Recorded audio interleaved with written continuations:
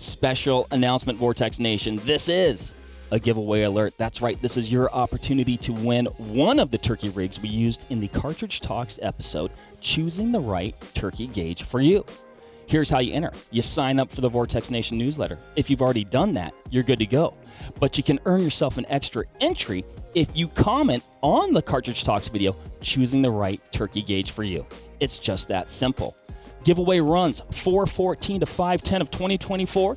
Get yourself entered. Let's start the show. Maybe for a long time I've taken for granted that where you put the bead is where your shot pattern goes. Sure. The reality is probably couldn't be further from the truth. Another interesting thing about reducing the size of a sphere, what it does from like a terminal standpoint is penetrative capability.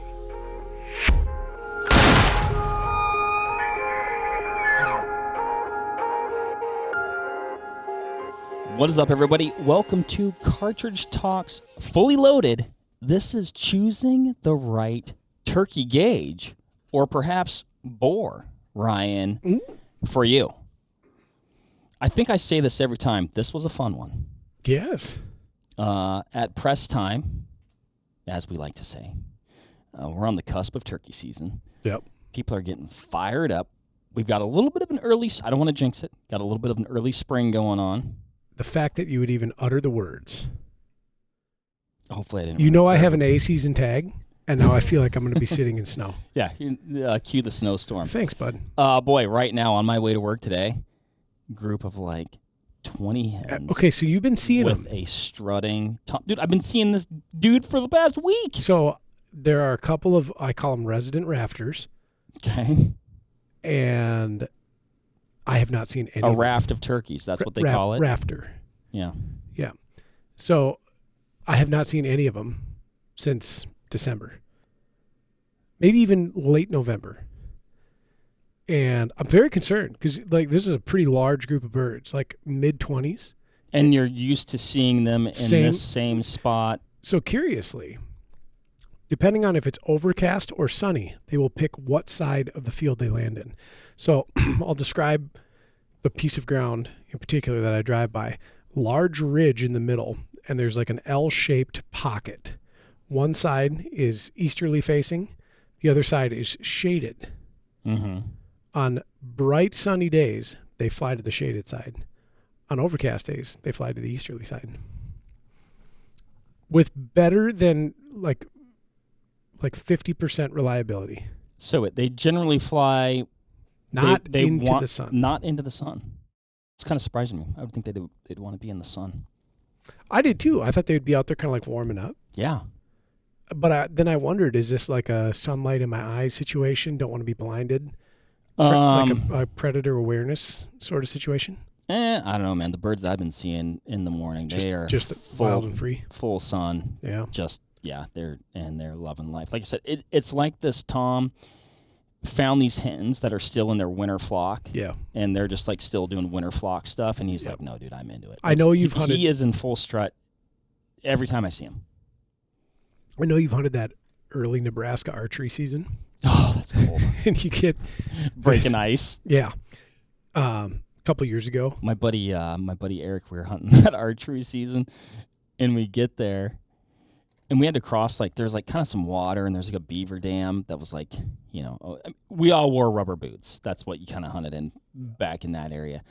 And he goes, I forgot my boots. And all he had was his roommate's tan Merrill slip-ons. Excellent. Hunted them all morning. Dude, it was miserable. Like when I said breaking ice, we were breaking ice, like, going across this thing, this beaver dam. He soaked his feet. Like this, I mean, it's like, get out of the truck, soak your feet, let's go hunt. And it was cold. A couple years ago. Very close. On that same hunt, I pushed it later than I usually did. I used to hit that on opener, which is like late March. Because I get it. You want to go? I know. And which overall I would say is a mistake. Yes. Well, okay.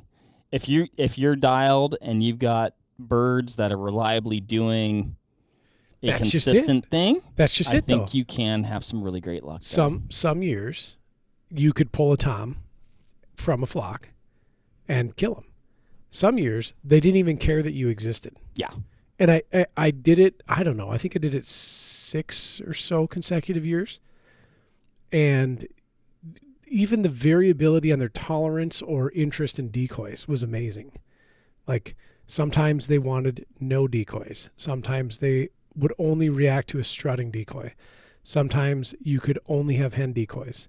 Their temperament was much more difficult to predict. I would speculate a good tactic that time of year. Like I said, I've hunted that time of year very little. But if you knew where to be to just intercept, to get in the way of whatever their turkey plan is that day. Yeah. Well, I did that hunt, and I went later than I usually did. I think I went the last weekend of archery, which is, I think it coincides with like their youth opener, because that's when we ran into like 9 people in the parking area, and they'd never been there, and they had a bunch of little kids, and there's birds ripping off at like twilight. Oh dear. And these guys are like, "Where do I go?" And I'm like, "Well, have you been here before?" He's like, "No." I'd use that gobble as an indicator. I'm like, I've hunted here quite a bit. I'm like, go up over the top here, a little meadow up there, like sit in the pines. It'll be great. Later, I saw the youngsters running around, so I think their tolerance for time. Yeah. Yeah, which is okay too, but I think they got some action. Anyway, 40 hens and 1 gobbler walked by me. 4-0. You're talking about the winter flock at 14 yards. And on walking out, just heard a random gobble. Didn't hear a gobble all late morning, early afternoon. It's like, all right, like I want to go to Subway and get a sandwich. Like walking out of the back 40 there, and just one muffled in the pines. It's like, oh God. And like all my decoys are in my pack. Like I take out my strutter and I stab it in the ground and like hide behind a giant red pine. But that's the only cover out there, like the trunk. And 14 yards, 40 hens walk by. And I wrote this down. It reminded me of being at the arcade and you win, but the ticket machine is broken and it starts spitting out all of the tickets, and like you're elated and very happy, but you also know you're in trouble. And then followed by one very handsome Thomas that unfortunately, by the time the draw cycle could happen, the gig was over. Like that can happen when you're bow hunting turkeys without a blind. I'm going to tell you, it's for the birds. Which brings us here today, Mark. Yeah, which brings us here today, why we're using shotguns instead of bows. Yeah. I'm not saying a bow is a, I'm not saying you shouldn't bow hunt turkeys. I enjoyed wonderful success. I also enjoyed horrendous disappointment. I will say, personal opinion, focus group of 1. I do think turkeys were made to be killed with a shotgun. Generally agree. The first one I ever killed with a bow, though, was the deadest I've ever killed a turkey. And I was like, wow, this is easy. I'm only doing this from now on. It was like the most enthralling and exciting thing I've ever done. And then a lot of years of clipped tags due to lost birds. Again, I mean, some guys are great. I know some guys that are like, dude, they're automatic. They got it dialed. I should have hunted with a blind. Is what I should have done. Well, I think that's going to increase your odds. Yeah, getting drawn is definitely problematic. Yeah. Choosing the right turkey gauge for you. Ryan, my entire life, I've shot a fair amount of turkeys. Yeah. And I shouldn't say my entire life. I think I started hunting turkeys when I was 19. Washington State. Something like that. Yeah. Like it was fairly new at the time. You don't have to say the year, but was that in the late 90s? I think it would have been probably like 1997. Okay. So wasn't long. It was around that time period where I saw my first wild turkey. That for me too. Yeah. On my first turkey hunting trip, I believe that's where I saw my first wild turkey. Yeah. And it was a spectacle. People came to look at this bird. I believe it. It was wild. It was like looking at a dinosaur. What a cool time. Yeah. I mean, they were so new. Like at least for us. And I mean, before that, people were hunting turkeys, having success hunting turkeys, but like nobody that I was like super close with. And it was kind of like it was a very mysterious new, watching a lot of videos of like Real Tree type videos, Eddie Salter, whatever, like these guys that were, notorious turkey killers trying to glean what they've been doing for a long time and, try and figure it out. And guys with speculation and saying, like, there's stuff that, like, was being fed to me as, like, almost like turkey gospel. But it wasn't. Then, like, 2 years later, I'm like, dude, that's not even true at all. There's been a lot of that. Anyway, a lot of that. We keep sidetracking. I think you want to know why? Because we're excited about turkey. Because we're excited about turkeys and turkey hunting, and it's easy to get sidetracked. Maybe we're like the wild turkey, a little bit erratic in behavior right now. In a spaghetti shootout episode, I did describe you as a wild turkey. I just don't know. I don't know how to take that. What? Here's my problem. I think I do know how to take that. I'm still actively pursuant of you, so that should tell you something. I don't know what that means either. It means I think you're a neat guy. Okay. We did a lot of shooting the other day. Fair amount.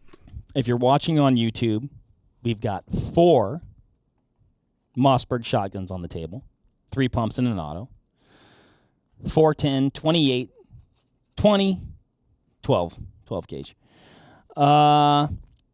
We've got some. I'll also mention they are adorned with either a Defender CCW red dot sight or the Defender ST red dot sight with a little bit larger window. Yep. Man, I love hunting with a red dot these days. Game changer. It really is. I was resistant to it for a while. I got there out of necessity. What was your necessity? I missed a bird at a distance of, I believe, me to you away. Well, I mean... Now, hear me out. And the red dot in itself wouldn't change what happened. But my head kicked off, and I started to think about shotguns less as shotguns and more as like things that you can and should aim, depending on your target. And what happened was the front bead that I had on my shotgun, the bird was very close. Mm-hmm. I put it right on his chin. Okay. And I lollipopped his head, and I legitimately put a golf ball size pattern underneath his noggin. And like cleared the gap in front of his face, under his face. And then I thought to myself, oh, idiot. Set this thing up so that we don't have this ambiguous aiming point that obscures your target, that you have to force a lollipop style hold, like set it up as you would a rifle. And then I switched. I actually had a 1-4 on. I had a really cool turkey gun for quite some years. It was a Winchester Super X2 NWTF edition. Oh, wow. The cantilevered barrel. So it looked like a slug gun. Mm-hmm. But it was a smooth barrel, took the Invector Plus choke system. It was a 3.5-inch gun, didn't touch the stuff though. And I had a 1-4 on there. I would predominantly hunt it at 1X, although I did kill a bird at, I want to say it was like 46 or 48 yards that I hunted for like 3 days, and he refused to cross a property boundary until one day. He goofed up, and I shot him a long way away, and I shot him at 4X. Cranked it up. I did. Saw him coming in, and he was sketchy in the first place. Like he came in sketchy, you know. Gave the Red Dragon a little extra juice. Yeah, he came in looking, as often they do when they're a little amped, you know. Mm-hmm. He wasn't hot to trot about what I had to say necessarily. I think he was just annoyed that me, the hen, would not come to him, the tom, and so he came in all nervous pervis, and that was a load of heavy 13 number 5s. Okay. Stoned him. Yeah. Skipped class that day. Time well spent. Yeah, fact. Absolutely. Okay, shotguns, sights, ammunition. We've got some Apex TSS loads for all of the shotguns.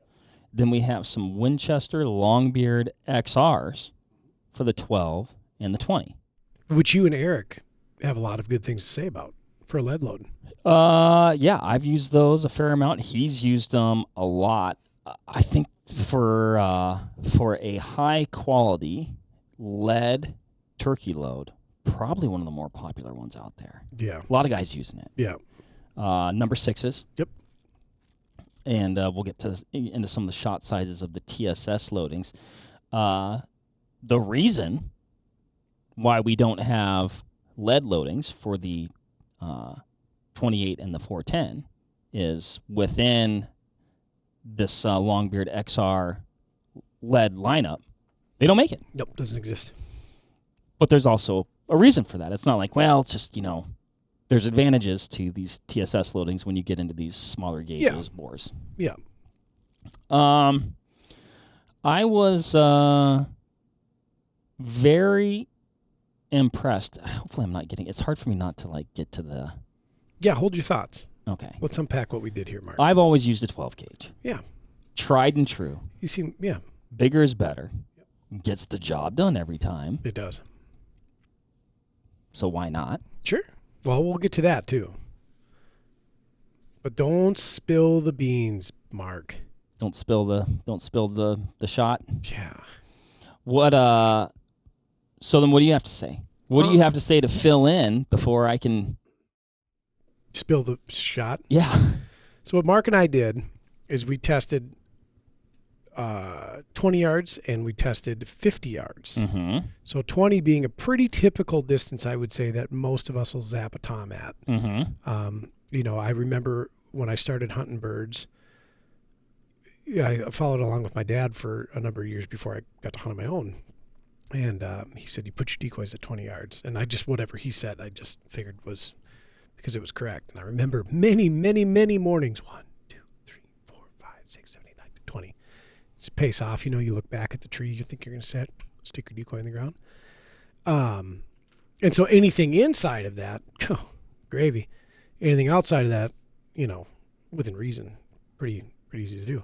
50, I think many would say is on the outside of the capability threshold. And for many years, you would hear somebody killing a bird at 50 yards and be like, did you hear that Jerry killed that tom at 50 yards?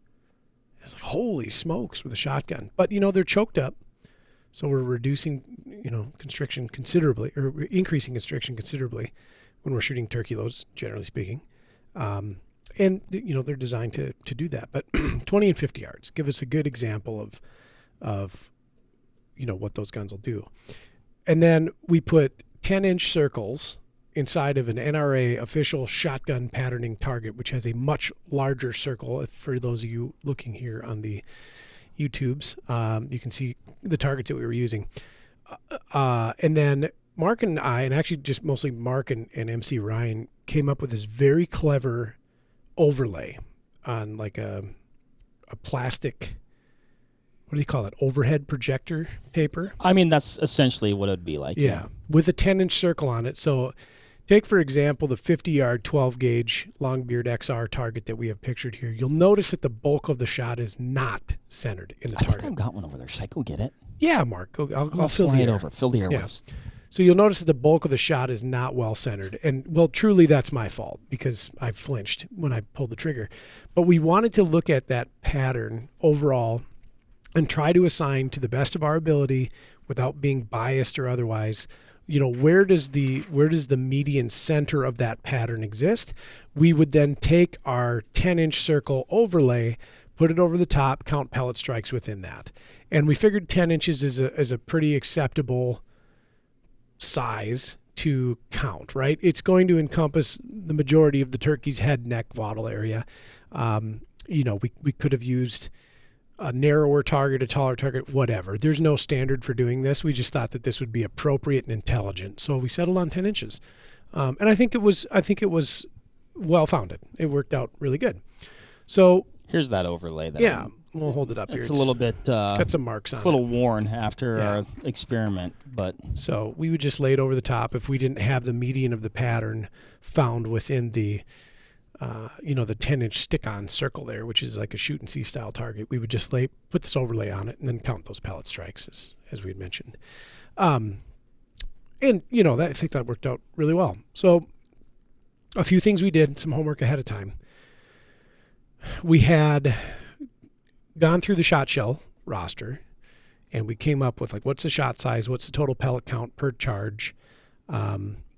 So that we had a benchmark, like how many pellet strikes did we get at 20 relative to the total pellet count? How many pellet strikes did we get at 50 relative to the total pellet count? We did a quick little mass and velocity calculation to figure out the energy per pellet at muzzle, 20 and 50 yards, which is not on this list, but it's okay. We remember it. And then also what that retained energy was at 50 yards. A few years ago, Mark and I got to do this really cool test called From 10 to 100, where we shot a single loading out of a single gun with a single choke tube from 10 yards to 100 yards to test a theory, kind of. One, is the shotgun capable of doing it, like producing a pattern at that distance, especially in like the 60, 70, 80, 90, 100 yard range? And then two, is their terminal performance at that distance? And in doing some reading, I read this report that stated something like 2.2 foot-pounds was required to break the bone in a turkey's neck, which would result in death. So we know we needed at least 2 foot-pounds or 3 foot-pounds on target. So you have your per pellet energy, multiply that by the number of hits that you have within that circle. That circle is what we're considering our lethal pattern. That's your pattern total energy, right? Okay, enough of the.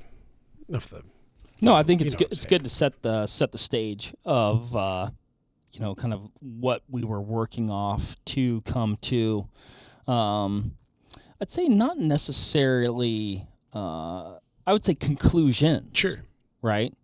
Like I said, this is choosing the best turkey gauge for you. That answer is going to be different for different people. For a couple of reasons too, which I think we'll unpack. And it's not arbitrary. I do want to talk about shot technology for a quick second.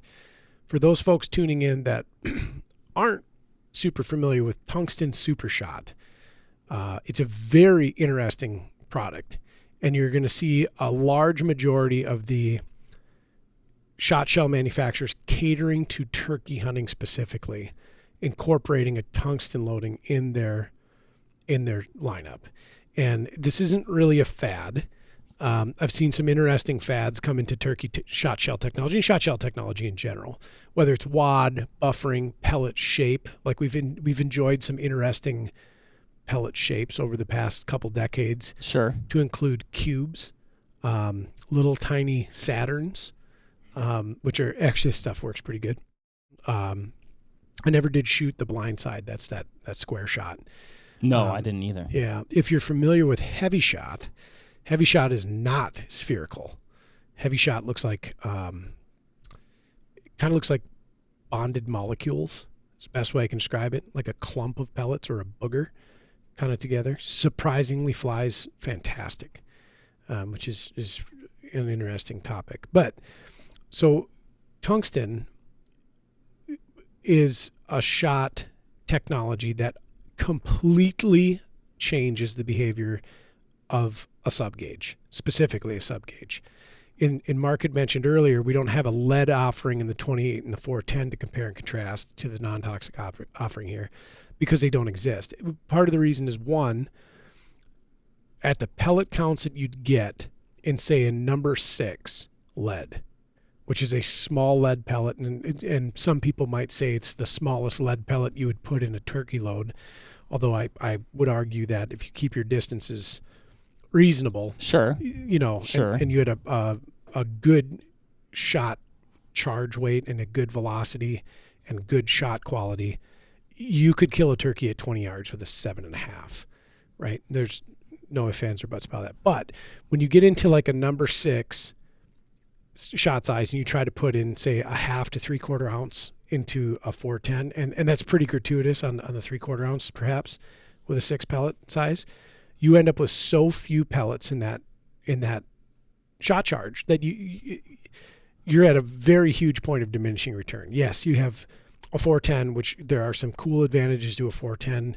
from a pattern science perspective. There's some cool advantages to a 410 from like a recoil and gun maneuverability size perspective. But you take such a hit on the performance value of that pattern just on shot quantity alone.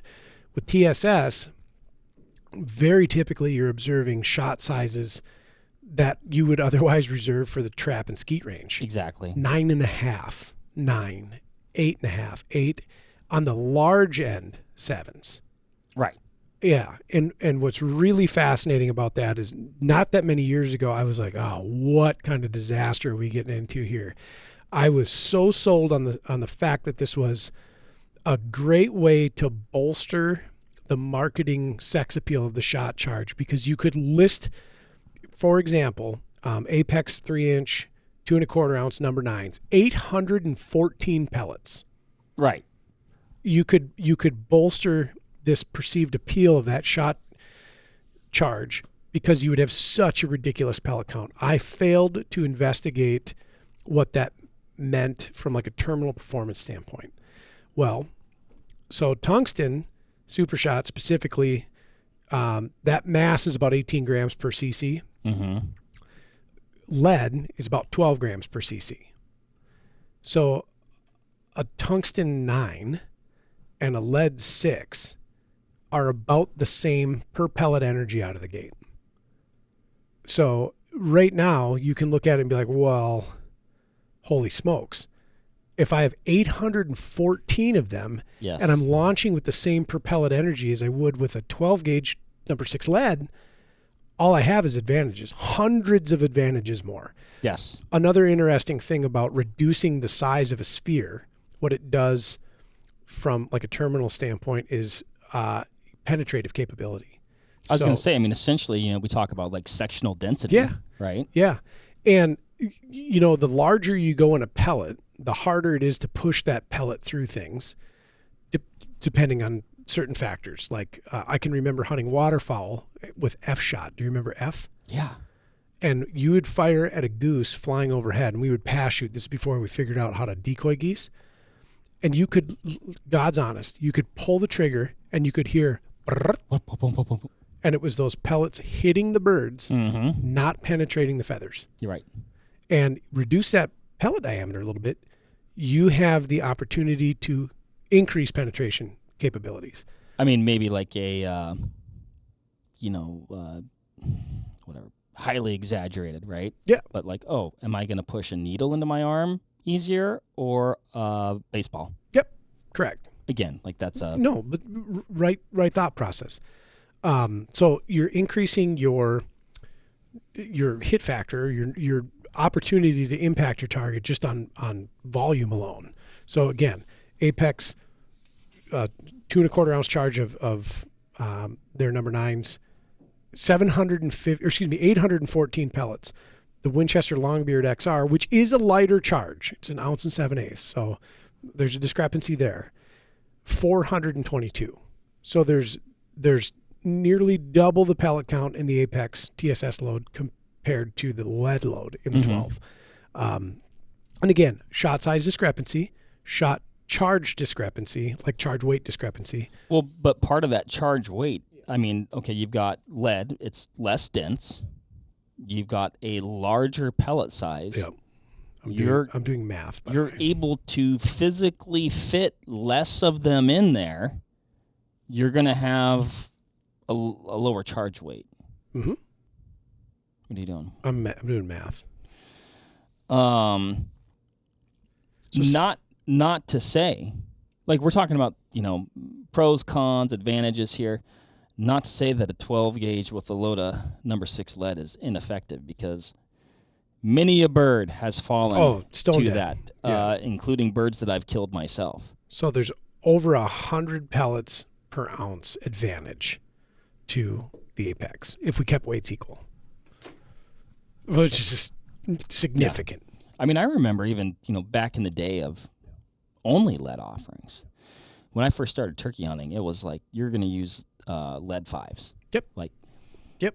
I mean, some guys were using 4s. Some guys were using 6s. But were guys using 4s? Maybe it was just 5s and 6s. No. I remember the 4 argument at the gun shop I worked at is knockdown power. Maybe that's what it was. I'm like, I'm going to split the difference, and I hunted with 5s, killed birds with 5s. And then I don't know. I came across or was curious about these. I think it was some Federal 6s. Actually, I think I still have a couple. And I went out and I patterned my gun, and I was like, oh man, I like the way the 6s, they patterned great. Yep. I had more of them, and killed a bunch of birds. Yep. And those 6s. And it's still wildly effective. Yeah.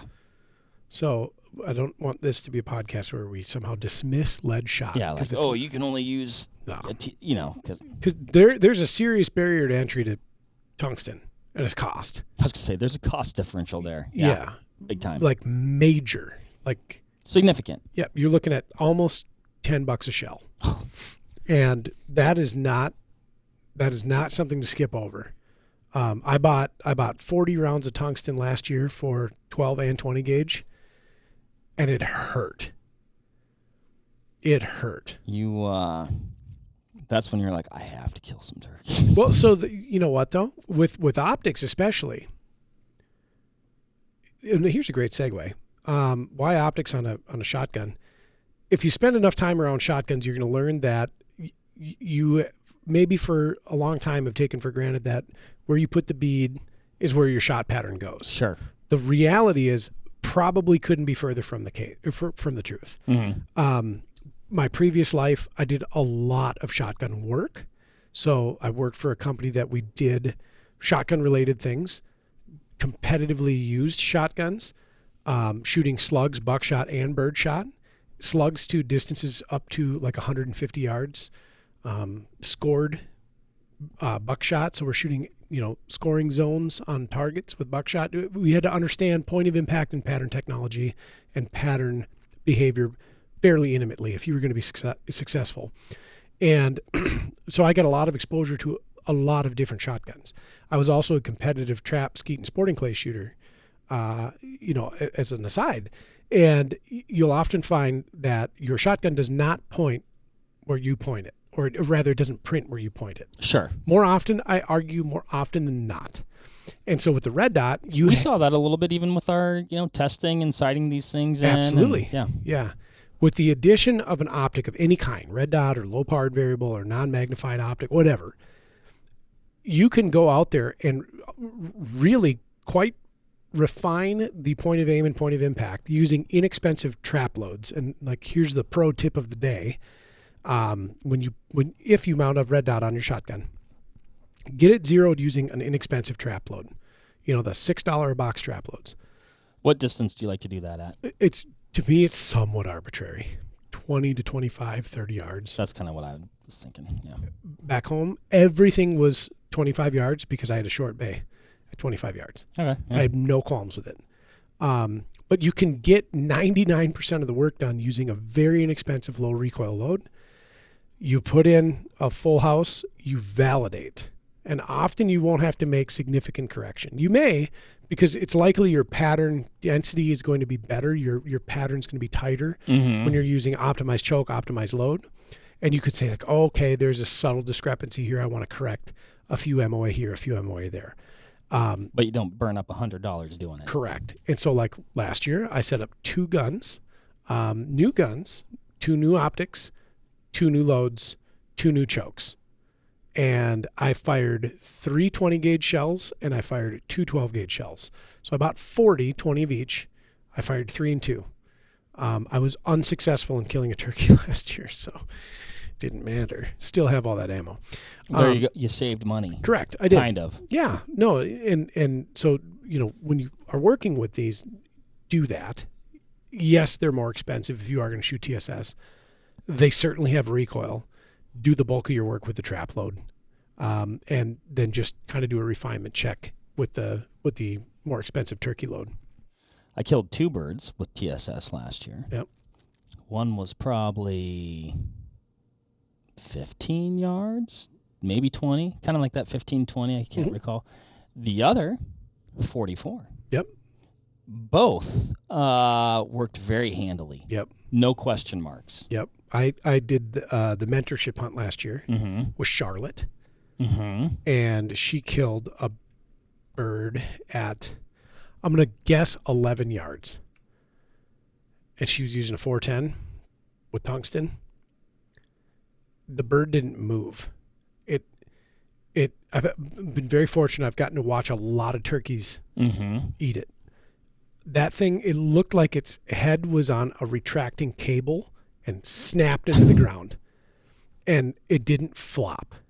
It just, boom. Like not even a leg stretch, nothing. Just lights out.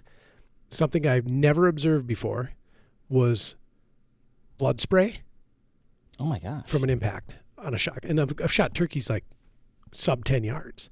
And I've never seen spray. And this one, there was spray. It was crazy. Interesting. Yeah. It looked like a bad movie. But wildly effective. I either never seen that or never paid close enough attention to like look for it. It was neat. We were also elevated. So we were hunting out of a box blind. That's bizarre. On a tripod. It was actually bizarre to me. Super cool. Like, don't be afraid of doing that. Extra layers of concealment, especially for new and young shooters that maybe don't know what kind of ninjas turkeys are. We got away with a little bit more movement, a little bit more noise than normal, and stoned that bird. Same blind as 2 years ago's hunt mentorship program. When I had Dan in IT, killed a phenomenal bird. Same spot. Out of the same blind. Interesting. Yeah. Peter got a deer out of that blind too with me this year. It's a good blind. I think that's the same blind that Kathleen shot that deer out of her first deer this year. Boy, that was fun. It's a good blind. We should put our names on it. It's a good spot. Let's write our names. We should go back there. I know it. So anyway, we digress. Good times. And I guess, we get anecdotal here, but like that bird at 44 yards, I would have taken that shot with a lead sixes, like 3-inch lead sixes. My confidence level does go up with the higher pellet count. Yep. And also knowing that, it's just got the density and, all the things to do the job well. Yes. I have more caveats I've just thought of. Uh-oh, what? So a couple years ago, I set out to find the most impressive patterning turkey gun, turkey load, and choke tube. And I thought initially it was going to be a brand X choke is the best choke. Didn't matter what I fed it. What I found was brand X choke using brand Y gun using load Z yielded these results. If I changed any of those variables, if I took brand X choke and I put it in a different gun, even with the same load, totally different behavior. You're bringing up something that I meant to bring up in the beginning. Number one, the brand of chokes that we're using today. These are from Jeb's. Yep. I thought they all did really well. Yep. But also, this is a snapshot. Yeah. Oh, yes. This is a snapshot of really a very small subset of variables that are, in a lot of ways, infinite. Yes. Right? Like you said, this shotgun, this choke, this load, you change one of those things, like everything changes. Everything changes. So this is a snapshot. This is, a handful of data points in the cosmos of potential data points you could get. So that is to say, we're using Mossberg's palette of turkey guns right here. If you have a Benelli, that doesn't mean that the Jebs, the Benelli, and the Apex produce the same results. It may produce better results. It may produce the same results. You may not have as much excitement over the pattern that we did. That doesn't mean that the gun's bad, the choke's bad, or the load's bad. That means that the system kind of holistically or as like a singular piece, those parts in tandem don't work together as well. Learned some things when I did that test. 3.5 inch is nonsense. I mean, my own brother. Yeah. Oh, your brother insists on using 3.5. Bigger is better in the Boardman household. He kills a lot of turkeys with it. I just don't know if it's necessary. You ever turkey out with him? Yeah. Oh yeah. Yeah. Fair amount. Yeah. We've done good. Yeah. Yeah, I don't think it's necessary. I think you might find you have better pattern performance out of a smaller shell anyway. Go into the Shot string theory. yes. The longer you make a shot column inside of a shell, the longer that column extrapolates into your shot string at distance. We see a pattern on a board as a two-dimensional representation of what's occurring. Over time, though, if we could like slow this down, not all these pellets are hitting with they're not hitting as a single swarm. Mm-hmm. And the further you go in distance and then thusly you have more time, the further out those pellets are spread. And so like, why does 3.5 inch 12 gauge exist? The answer is kind of twofold, maybe threefold. Do we dare use the M word? Mossberg. No, I was going to say marketing. Oh, no, I think it was sound. So when lead shot went away and you couldn't hunt waterfowl with them, like your opportunity for shot was copper, which is very expensive. Yeah. Steel, which is far more abundant, but at the time, like, so this is circa 1988. Okay. Steel shot technology was poor. Mm-hmm. And you crack open a shot shell from that vintage, like late 80s to even late 90s, those pellets are really not good looking. A lot of times they're rusty. They look like hell. They're surface pocked. They're not concentric, and they're just kind of junk. You needed to stuff more steel shot in there to, one, get a payload that was adequate enough to be huntable, and then two, try to gain some semblance of pattern performance. And if we look at pass shooting geese specifically, or pass shooting waterfowl, where your ranges might vary from 20 yards to 50 yards, you could be really spot on with your leads and crush them with impunity. A longer shot string affords the wing shooter who has a moving target, it affords them an opportunity for that target to run into that shot string. Leeway. I was going to say, you're giving yourself a little more, I was going to use the same word, giving yourself a little more leeway. So if you're over lead, so like you misjudge your leads and you're too far out front, the longer your shot string is, the higher the opportunity your bird flies into the shot string at some point, as opposed to delivering the bulk of the pattern to the target with an exacting lead, which is actually very challenging to do. It's super contested, and some people say, nope, this is baloney and malarkey. Some people have done a phenomenal job of recording it. There's some great videos out there of the increase in shell length and thusly the lengthening of the shot column relative to diameter, yielding longer shot strings, thusly more sporadically populated pattern over distance. And what you end up with is you have one pellet hit. If your target's moving, maybe your target moves away before the next 60% of the pattern even gets there. The shotgun purists that I talk to say, the ideal scenario is that you have a swarm of angry bees that are your pellets impacting your target as closely together as possible from like a time perspective. Mm-hmm. You've got to, with wing shooting, nail your leads. But when you do it, you hit them with more pellets. Mm-hmm. On a static target like a turkey, maybe that isn't, well, generally, right? Hopefully they're standing still. Maybe that's not such a big thing because we're looking at milliseconds. We're not looking at seconds. Right. So maybe you have an opportunity of that bird soaking up a lot of that shot string, but it is more sporadically populated in comparison to a shorter shot column. I've been told that 16 gauge is the perfect gauge from a shot column length and width perspective. One that we did not test. Not something you see very popularly or commonly. Like purist wing shooters, 16 gauge is very robust. European wing shooters, 16 gauge, still pretty robust. You'll occasionally see them on a sporting clays range. My buddy Lance, sporting clays whiz, phenomenal shooter, swears by the 16 as the perfect gauge. Interesting. Yes. So anyway, how does we don't have one here, so maybe don't need to talk about it. But like a 16, like where does that fall in this lineup? Right between 20 and 12. Like right in the middle.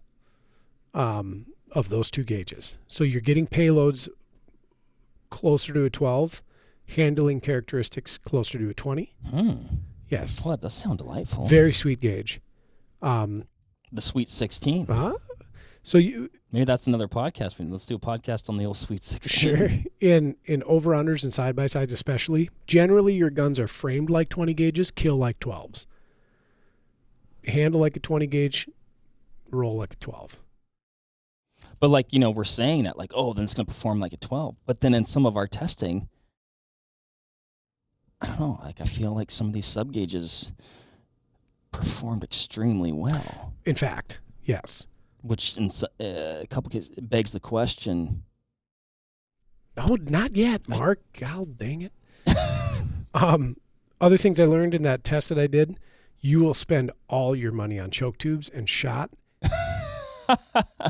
Like, how many turkeys did you kill that year? No, none. None. You're too busy. No, I never killed a bird. I was hunting. That was pretty early on in my career. No, maybe I did kill a bird in like South Dakota. I don't remember. I don't think I did. But I don't think I did. I think I'll tell you what I know I did. I know I bought like 2 or 3 shotguns and had about $1,300 tied up in choke tubes and shot shells. And curiously enough, the best overall patterning gun out of the whole smattering that I tested Remington 870, 1100 or 1187, excuse me, a Benelli Super Black Eagle 2, Winchester Super X2, Mossberg 835 Ultimag, my dad's. I never told him I borrowed it. Yeah, he won't mind. I'm trying to think if I did anything else. A Browning BPS. I think that was it. Was a Mossberg 835. Hands down. Best overall pattern performance across the variety of choke tubes tested. And I tested the inexpensive choke tube was the Primos Jelly Head. Do you remember those? They had that loud green packaging and a big old gobbler head on it. I think at the time that was a $30 choke, and it's like hyper constricted. Best budget choke and Pattern Masters were the best high-end choke at the time. So it was really interesting. That is interesting. I went on to shoot. Now, those were all lead loadings, though, that you were testing, right? Nope. So started shooting some non-tox back then, too. Oh, okay. Yep. Can I say, maybe this is a me thing, I don't like the word non-toxic when we're talking about shot. Okay, fair enough. Yeah, I'm not shooting it because of environmental implications. I'm shooting it because of completely, same reason I shoot copper bullets, completely terminal performance. Right. I'm not saying that like, oh, I don't care about the environment. Right. No, I shoot tungsten, heavy shot, and copper because of the way they kill. Not because of a environmental thing. Yes, so that was lead. That was at that time heavy shot and bismuth, which is basically a lead analog. Bismuth is. Right. Yeah. I've got some bismuth waterfowl loads. Sure. I don't even know how I got them. I got them, though. I always save them, though. Like, these are many years old. Are they the green box with it says bismuth on it, and like the banner, and it's got like the red and green and black scroll? I think the shells themselves are blue. That's Kent tungsten matrix. That's what it is. Maybe. Yeah. Yeah. It had a picture of canvas backs flying on the box. I think that is what I got. That was a premier waterfowl load for me. I shot 5s and 3s. I save them because I'm always like, oh, I'm gonna use these for something special, and I never use them. Kent tungsten matrix, phenomenal loading. I'm gonna dig through I'm gonna confirm when I get home today. I'll bring them in tomorrow. Big stormy weather scene on there and some cans. I think so. Yeah. Anyway, so choke tube gun load variance will be observed. Don't necessarily expect, if you invest in a load and a gun, that the choke you buy is going to be the best choke to go with. What I have learned is sometimes there's a case for the $130 choke tube. You'd be surprised. These Jebs are actually really affordable choke tubes for a true premium choke tube. Worth a crack. don't necessarily go with the heaviest constriction either. Right. Yeah. It's one of those things, too, where I guess the process that I've done in the past is buy the gun. Yep. Buy the choke tube. Yep. And then fiddle with Sure. different loads until you kind of find one that's working optimally. Yep. Knowing that, like, they'll all probably do pretty good or good enough that you have, like, some backup loads if you need them. Sure. But I don't know. That's kind of my process. Unless you're just uber curious like you and you spend your life savings on I just had to know. choke tubes. And you know what? None of it's even valid anymore because new shot, new guns, new bores, new bore treatments, back boring. All kinds of things have changed since then. You gonna do it again? 10 likes and Ryan does it again. God dang it, Mark! You pulled my own trick out. How does it feel? I think I can do it cleaner and more efficiently than I did last time. I was very lost. Every time I've patterned a shotgun, I am like astounded. Like it, you always think it's just gonna work. Mm-hmm. It's really important to do something like this. Mm-hmm. These NRA shotgun targets are phenomenal for that. They do give you that picture. You get a you don't need to put the shoot and see on there. They're kind of fun. Get yourself, an aiming point. I will say for sighting in and patterning a shotgun for turkey hunting, another nod to the red dot. Your point of aim is so consistent. Yes.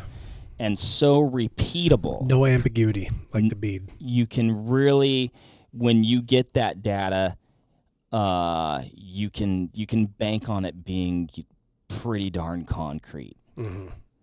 Yeah, not a lot of ambiguity, not a lot of variance there. Like if you put the dot where you want it to go and the mechanics of your shot are sound, you're going to get a sound data point to work off of. Yes. Also, the why behind the red dot, if we've ever hunted turkeys, and we have, if you're in an unusual position, like you've got to go left-handed around a corner, a tree, or whatever, or you've got to peek up over a hill, or you've got a weird, difficult, contorted position to get into to sneak that shot column into that bird brain through the understory or whatever. If you see the dot and the dot's on the bird's head, bird's dead. That's it. Yep. Not the case with the bead. No. Nope. So dot on target, good to go. Very easy to use in the field, very advantageous to use in the field, and especially with a new hunter and a youngster. Put the red shiny thing on the target and it'll work. I think initially some of my resistance to using a red dot was like, man, I've been using a bead forever. Oh, yeah. A front bead forever. It's working. Like, it was almost like I was like a trad turkey hunter. Sure. And then, we've talked about this before in several podcasts. Then I used one. And I was like, man, I really like that. Oh, it's and I personally, visually, I like that I can see the whole bird. Yep. More inclined to keep two eyes open. I don't always. I think sometimes I still close that left eye. And you can just, man, like I said, your point of aim is so on. Yeah, it's just finite. It is pinpoint, and your confidence is high, and you can watch the whole. You watch nothing's obscured. You can see the whole bird. It's cool. It's a cool experience. It's the way to go. Okay. We've murdered that part. Let's move on. Let's talk about what worked. They all worked. They did. By the numbers. Let's start with the Longbeard XR. Can I start with just the good news overall? Oh, yeah.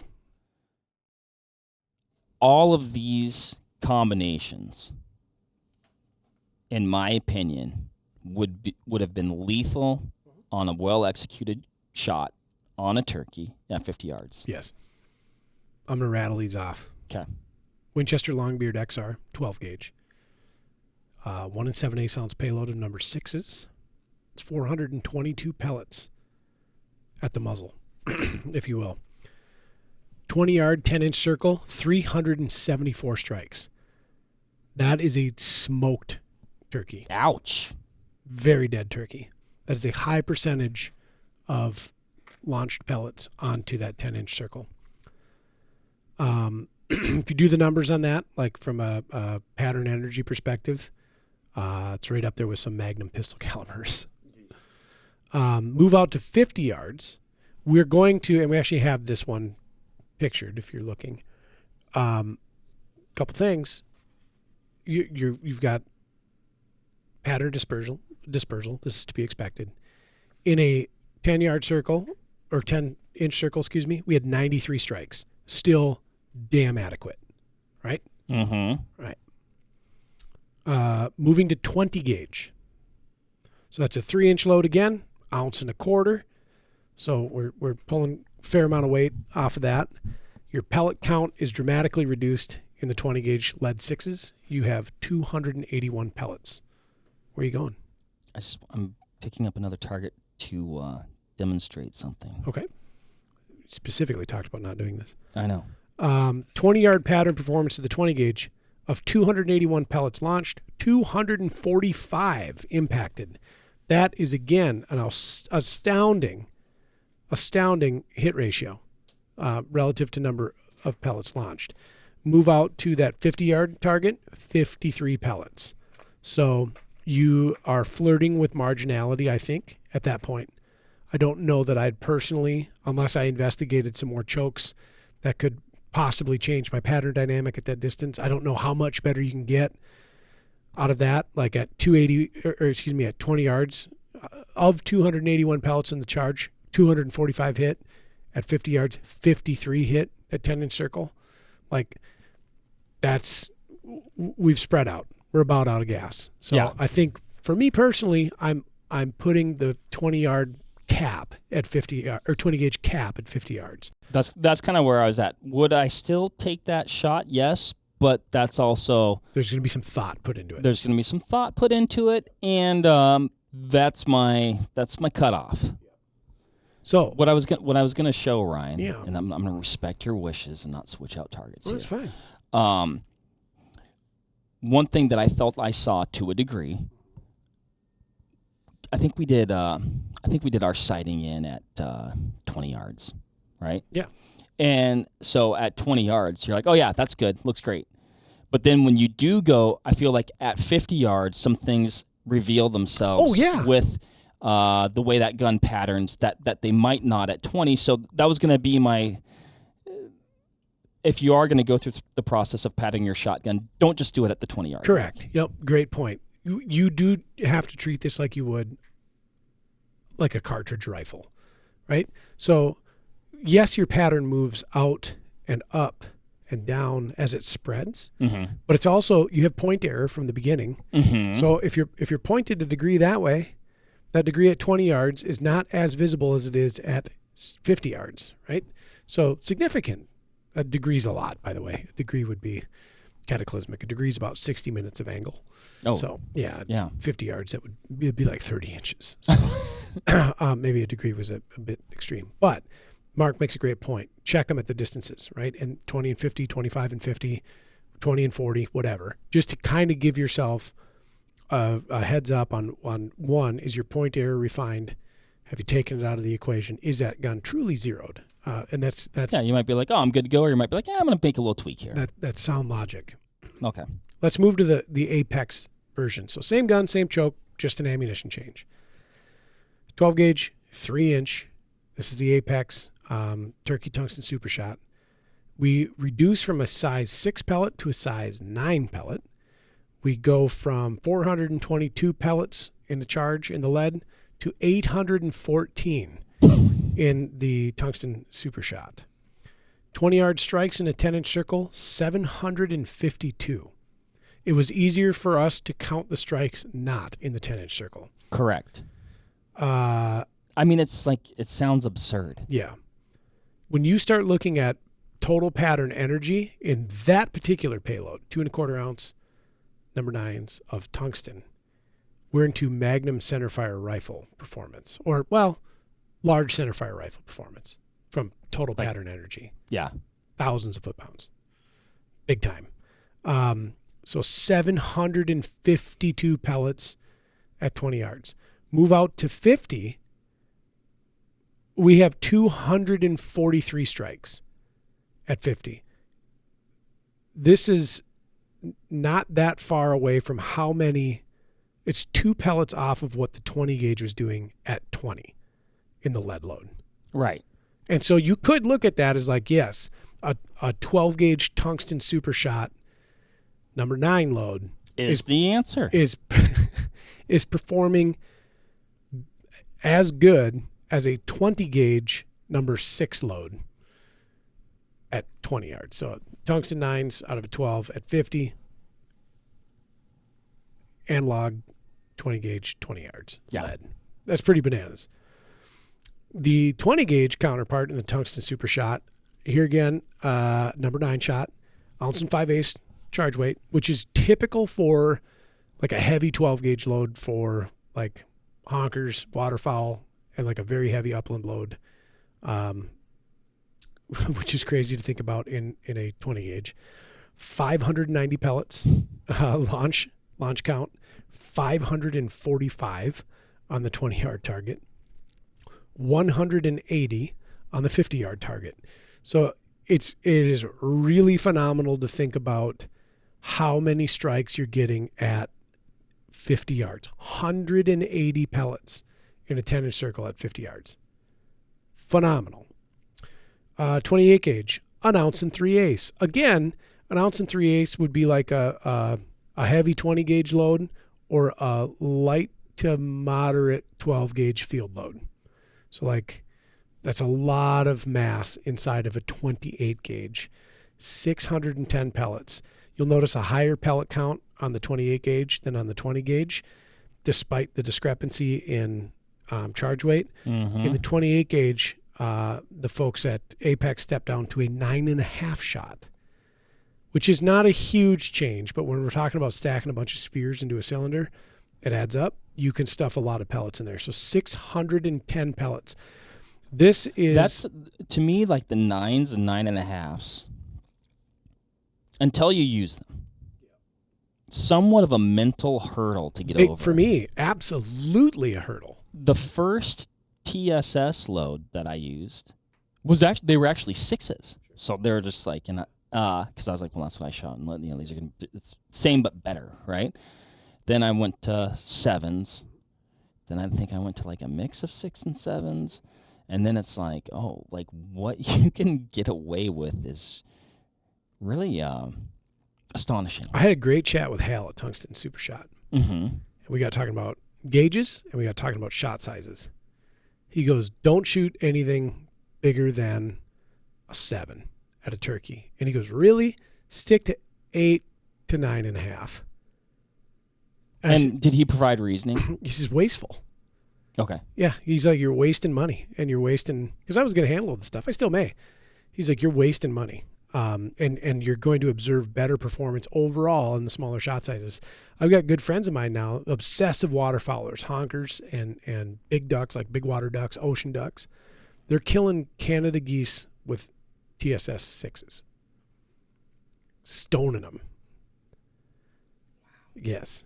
So, I mean, it makes sense. Yeah. It makes sense. The 28 gauge load, I'll reiterate because we got lost in the weeds again. 2 3/4 inch, 1 3/8, 9.5, 610 pellets in the charge. 592 made it to the 10-inch circle at 20 yards. So this is probably the highest observed ratio of launched versus, we'll call it recovered or impacted. So almost all of them in a 10-inch circle at 20 yards. Swing out to 50, 194 strikes. So again, we have a higher pellet count than the 20 gauge counterpart. So thusly we have higher pellet counts on targets. We do go down in mass. We do go down in diameter.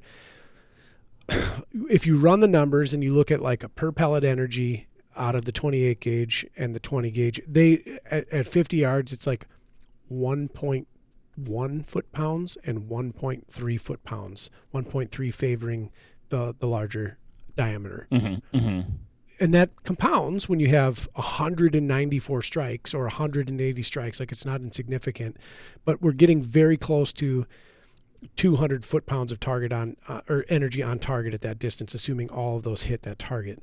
For the sake of ease of math, we're just calling it 1 foot-pound per pellet.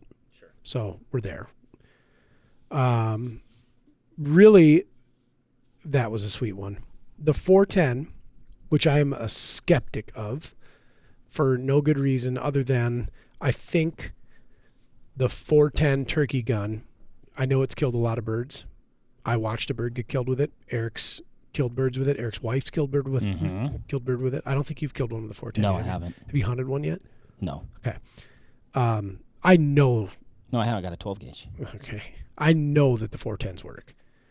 My skepticism comes from the marginality of a 410, mostly from wing shooting, but also I think, you know how the 6.5 Creedmoor, everybody thought it was like basically having a 300 round that didn't recoil? Right. Yeah. I think some folks touted the 410 as also that, only in a shotgun. Oh, when it came into vogue for turkey hunting, Yeah, I mean? yeah. And turkey hunting is a really interesting thing in that we generally are not shooting a flying target. So a lot of my argument for marginality is kind of baloney because I don't have to worry about leads. I don't have to worry about total payload and like dispersing that over shot string on a moving target. Yes. Like if it's patterning good, like, it's going to get like, it's going to go where you put it. Yep. Here's my favorite part about the 410. Almost the same pellet count as the 12 gauge lead. So there's 422 in the Winchester X-Beard or Longbeard XR. There's 403 in the 410. The recoil is laughable. It is. I mean, Mark, you've got younger daughters. Either one of them could handle that gun safely and without destroying their personal confidence with recoil. And they would like go again. Yeah, absolutely. So 403 pellets launched, 328 recovered in the target. At 20 yards, if we're going just on pellet count alone, the 12 gauge lead load and the 410 TSS load are playing ball at pretty much the same clip. You know, slight advantage to the 12 gauge lead, 374 impacts. But can I pull that target? Because I do think that's the 20-yard 410. Yeah. I've got it right here. Yeah. I said I wasn't going to do it. No, Mark. I said I was going to do it. Then I retracted that statement. You know what we'll do on the thumbnails? How many thumbnails are you allowed? I think just one. No, that's not what I mean. I don't know how Instagram works. The pictures that you can scroll through. Yeah, look at that furious. That's most of them. Very uniform pattern, too. It is. Yep. It's a very good pattern. We'll talk about pattern uniformity here in a second, but I definitely want to get there. Smoked it. Got him. So okay, I'm going to take that. You move to 50 yards. Would you like me to remove this? Please. Okay. You move to 50 yards, you have 96 strikes at 50 yards. So we're going to call that 96 foot-pounds of energy on that 10-inch circle. Okay. The 12 gauge put up 93. The 410, by the numbers, outperformed the 12 gauge at 50 yards. And I think had better pattern uniformity. The 12 gauge lead. I just want to make sure So the 410 had better pattern uniformity at 50 yards than the 12 gauge did. And again, we're contrasting TSS versus lead. TSS 410 and lead in the 12. Also, like of note again, change any of these variables and our results can change as well. So where does this all lead us? I think, Mark, you go first because you've been chomping at the bit. Okay. Picking the right gauge. The whole thing we're talking about. So I'll go back with all of these. Yep. At yardages from essentially, 0 to 50 yards. You got to pick though. Are going to do the intended job. With the combinations that we had here, one thing that I noticed, and again, you change something and something changes. I thought the pattern uniformity of the 28, I think to me that one outshined potentially all the others with the 410 right in there with it, and also actually the 20 right in there with it as well. Yep.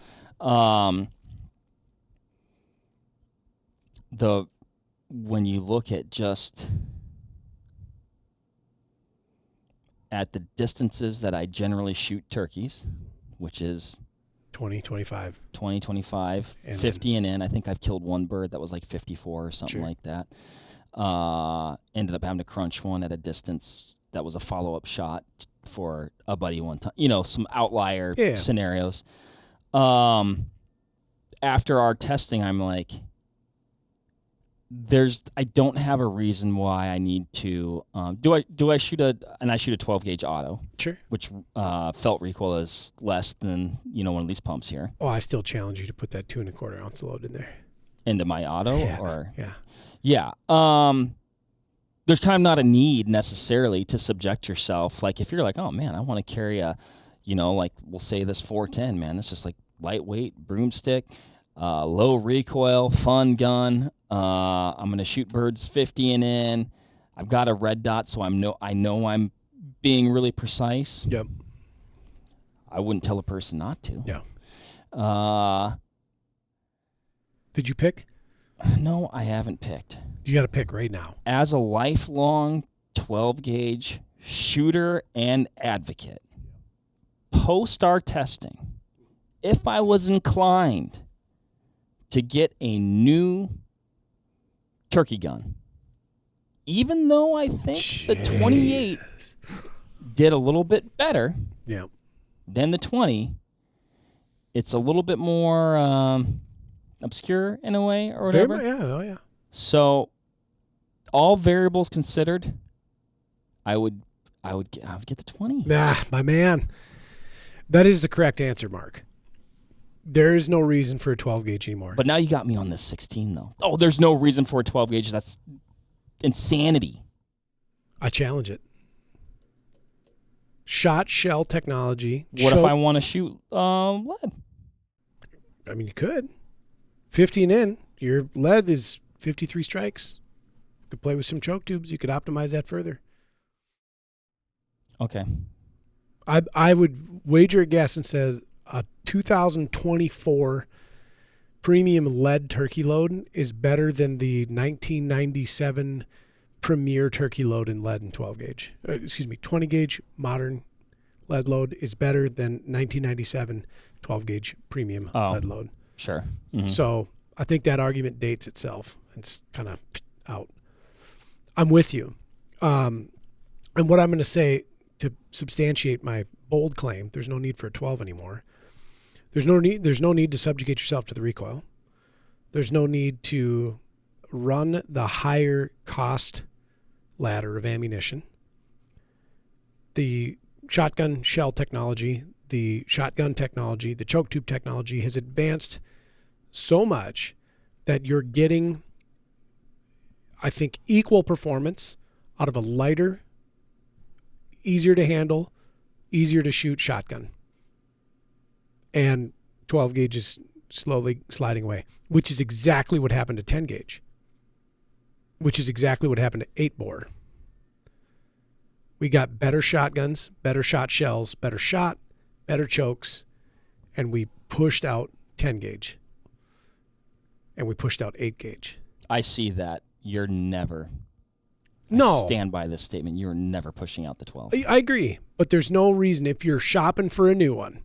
Can I ask a clarifying question? Yeah, have that. Are you saying across the board holistically in the shotgun arena or just turkey guns right now? Honestly, I'm shopping for a new 20 gauge. Ducks, turkeys. I know you use it for like uplands and rabbits already. Yep. One of my favorite goose hunting mornings. That sounds extreme. I was out in the field with some very good buddies of mine over at Powell Performance Fabrications, makers of the great wood duck motor. And and Jacob was hunting with, I think he was still shooting a Beretta Extrema at the time. No, he's a Benelli guy. Somebody else had an Extrema. Maybe Berger had an Extrema. Jacob had an M2, and I was shooting a Cordoba 20 gauge. I was shooting heavy shot deuces, and I peeled a bird out of the sky. I bet you can't get that one. Just crunch, smoked it. That was far. I bet that started with a 7 and stoned that bird. Shot the gun very well. That's a very important thing. Know your leads, know your patterns. These days with shot technology, I would have zero qualms heading into the field with a premium shot shell with a 20 gauge for big North American honkers, like shooting winter geese, no problem. Shooting divers. Like, what about standard? Because I'll tell you this. Yeah. I'm not shooting TSS for all my, like, I shoot TSS for, right now, I shoot TSS for turkeys. Sure. I couldn't do that for waterfowl or, sure. Upland. You know what I mean? Like, sure. Financially. Yeah, I mean, you know that meme that's like, I'll never financially recover from this? That's what it would be like for me. Here's the thing. What if you spend a little more time on the range? Here's another working theory. I'm crazy about shotguns. The more I talk about them, the more I'm nuts about shotguns. This guy's talking about practice. I used to shoot high velocity steel because that was the only way you could get meaningful performance out of steel. So we're talking 1,500 to 1,575 muzzle velocity on steel. At the same time, I was shooting thousands of rounds of clay loads. I was shooting clays Monday night, Tuesday night, Wednesday night, Thursday night. Not everybody's going to be doing this. Well, hear me out. Let me keep you from making your mistakes, I guess, because I've made them. Shooting thousands of clay loads, I got very handy with determining lead and hitting targets. And I'd get real cocky, like, oh, I'm a good shotgunner. I'd go into the field, and it took me a bit, like days and days of duck hunting or goose hunting. Maybe not so much goose hunting because we're hunting out of layout blinds and we're killing birds like 20 yards. But ducks especially, fast movers, to figure my leads out. And then I had an epiphany, like the 17, 18-year-old version of me had this epiphany. I'm shooting all of these target clay rounds with loads that are going 1,145 feet per second to 1,250 feet per second on the fast end. Most of them in that 1,145 to 1,200 foot per second range. I'm then heading into the field with a load that's going 1,550 or faster. Okay. I have completely different leads.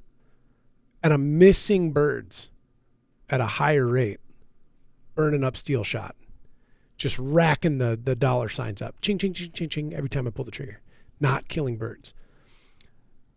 I then pivoted to a heavy shot, most of which had a way lower launch velocity, 1190, 12, 1225, right in that ballpark.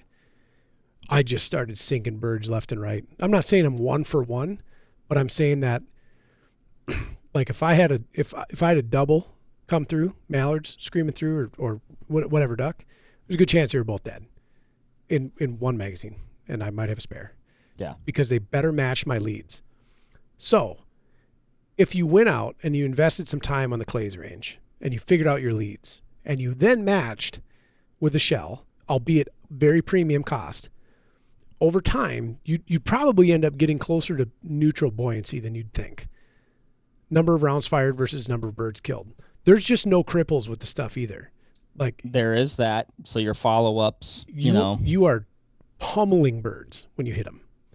I don't know. I'm with you. I wouldn't be taking personally TSS into a goose blind because we're usually killing birds pretty close over decoys, like landing gear is down. Right. Birds are backpedaling. I could definitely be somewhat convinced of when they do that. It's just like, yeah, I could definitely be convinced to take a tungsten or a higher end bismuth. I'm thinking companies like Apex, companies like Boss. Some of the newer heavy shot stuff has gotten really good again.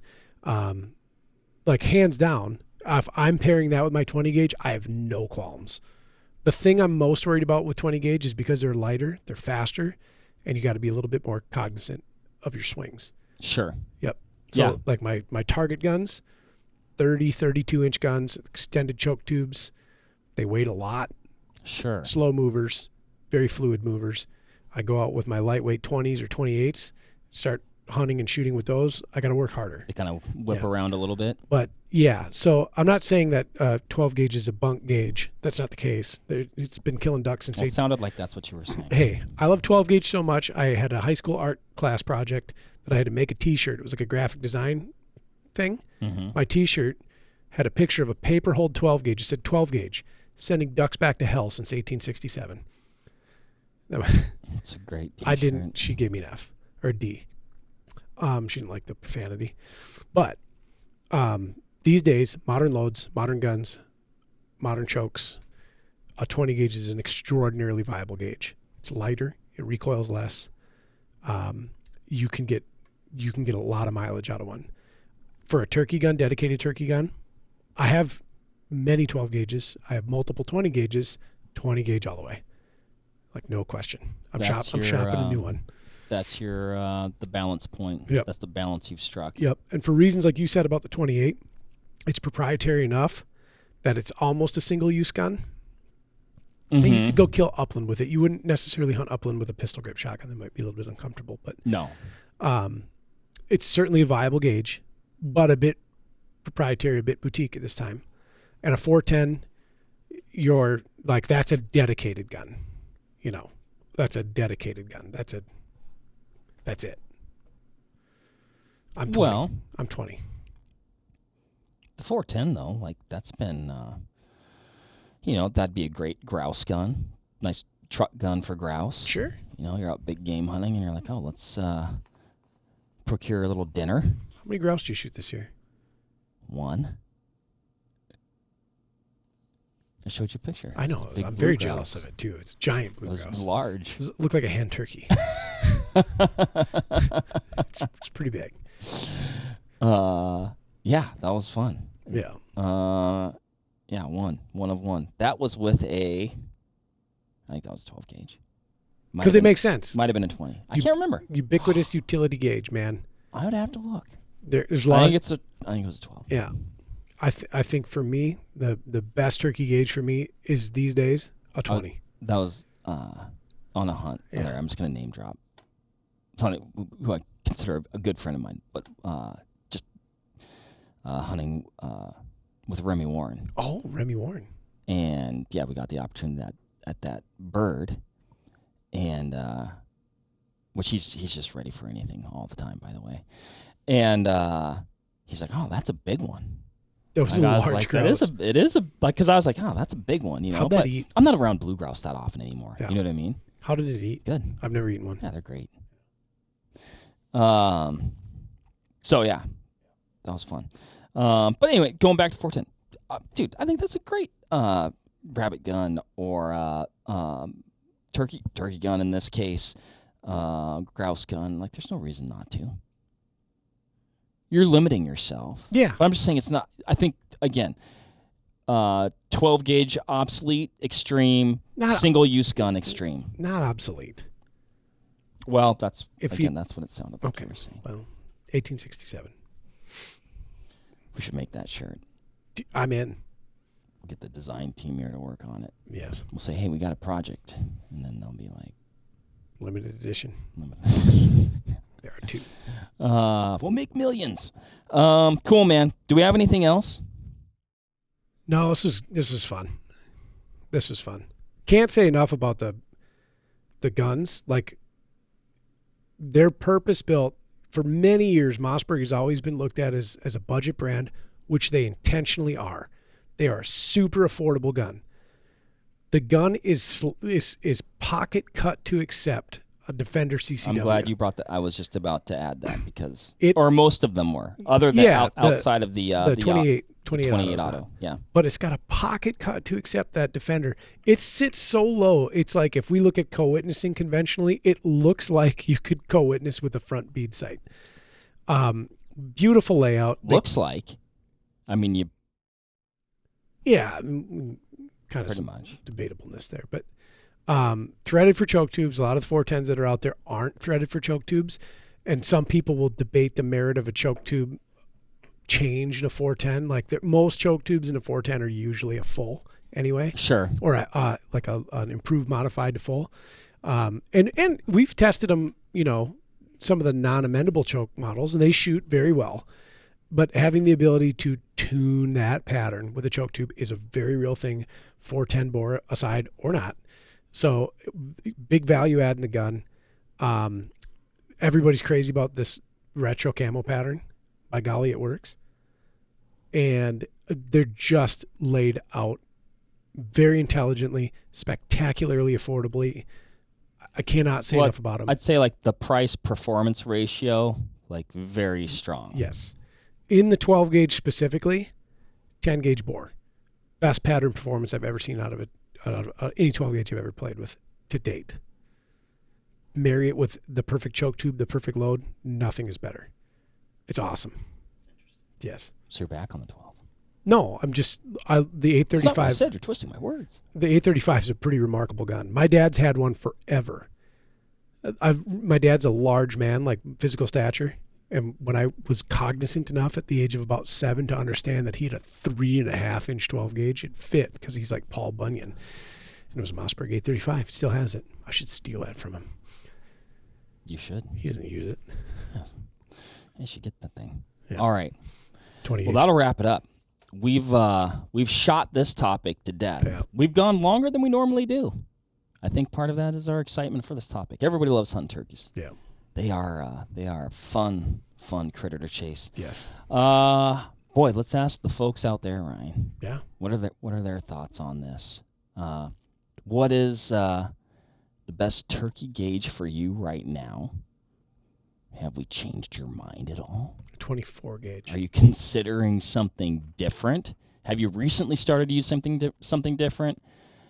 Do you go with old trusty tried and true lead? Have you been using these TSS loads? Do you refuse to use these TSS loads because of the expense? Let us know. Let us know in the comments below. This is a fun one. Happy hunting and shooting. Good luck out there turkey hunting. Oh, I'm jacked. Hopefully you find the combination that's right for you. Yes. Bye, everybody. See ya. There you have it, folks. Thank you very much for listening. As usual, give this video a like if you liked it, comment something below, and give us a subscribe to the Vortex Nation podcast channel. It would mean a lot to us. Also, why don't you give us a follow over on Instagram while you're at it, at Vortex Nation Podcast. We'd love to hear from you over there, and we'll keep you updated with all kinds of cool photos and videos from our adventures that we do here. Otherwise, we will see you on the next one. Thank you again. Happy hunting and shooting, everybody. Have a good one.